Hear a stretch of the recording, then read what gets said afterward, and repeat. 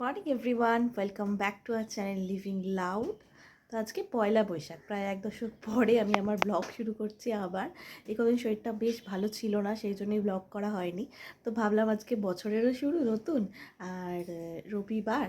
তো চলো তাহলে আজকের ব্লগটাকে এখান থেকে স্টার্ট করি, আর আশা করছি তোমাদের আজকের দিনটা সবার খুব ভালো যাবে।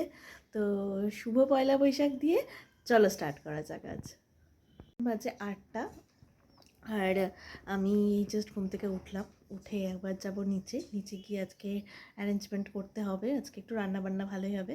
আজকে আমার মায়ের কাছে যাওয়ার কথা ছিল, মা বাপির কাছে।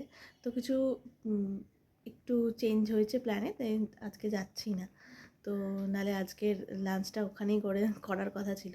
তো চলো এখন নিচে যাওয়া যায়, নিচে গিয়ে সবার সাথে দেখা যাক কে কী করছে না করছে।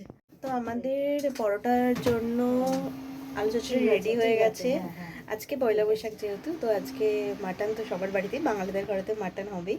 তো মাটন ম্যারিনেট মা অলরেডি করে নিয়েছে, আলু সেদ্ধ হয়ে গেছে।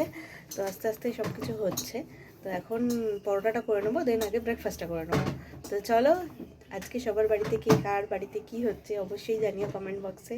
পয়লা বৈশাখ শুভ নববর্ষ, আজকে বছরের প্রথম দিন, আজকে তো স্পেশাল হতেই হবে। তো পরোটা আর আলু চচ্চড়ি রেডি হয়ে গেছে এখানে, এখন ব্রেকফাস্ট করে নেবো, তারপর করবো মাংস।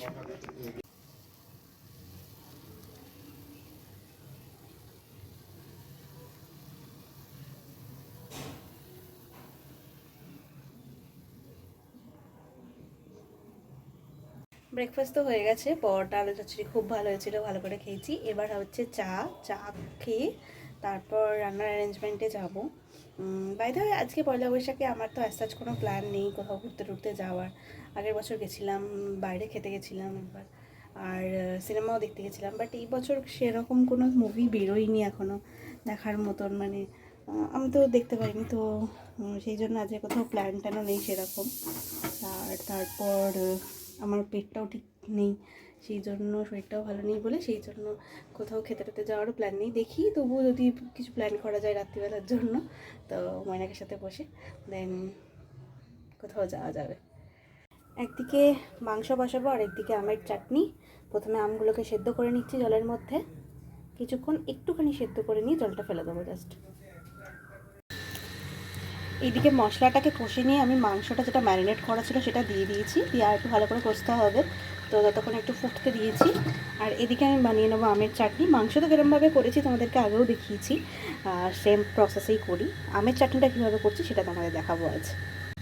প্রথমে দিয়ে দিচ্ছি একটু তেল, সর্ষের তেল দিয়ে গরম করতে দেবো তেলটাকে।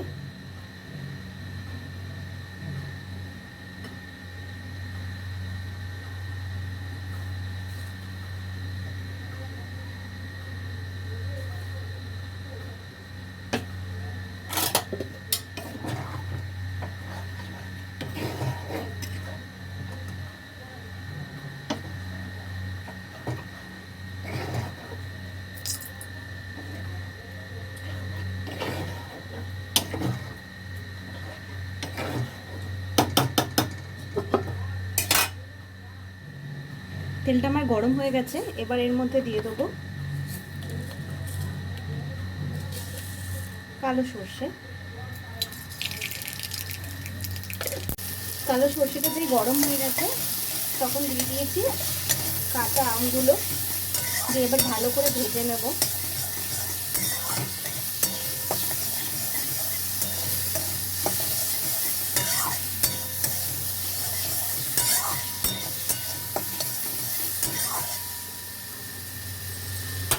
ভেজে নেওয়ার পরে এর মধ্যে দিয়ে দেবো হলুদ গুঁড়ো একটুখানি,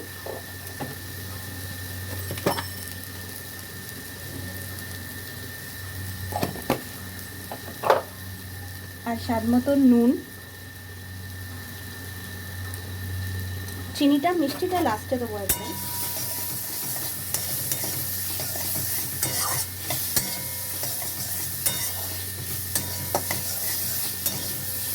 একটু ভালো করে কষিয়ে নিয়ে তারপর এর মধ্যে দিয়ে দেবো জল।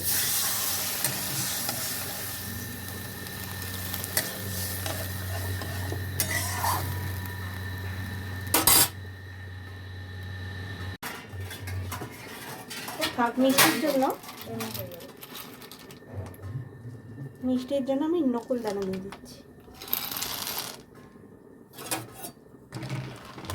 ভালো করে মিশিয়ে নিলাম।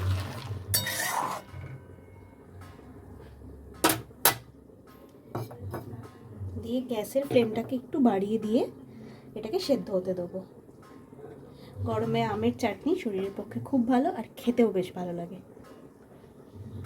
তো আমার আমের চাটনি রেডি, মিষ্টিও একদম ঠিকঠাক আছে, আর যতটা রস চেয়েছিলাম ততটাই রস আছে। তো চলো এখন এটা সার্ভ করে নিই প্লেটে। মাটনটা আমার কষানো পুরোপুরি কমপ্লিট হয়ে গেছে।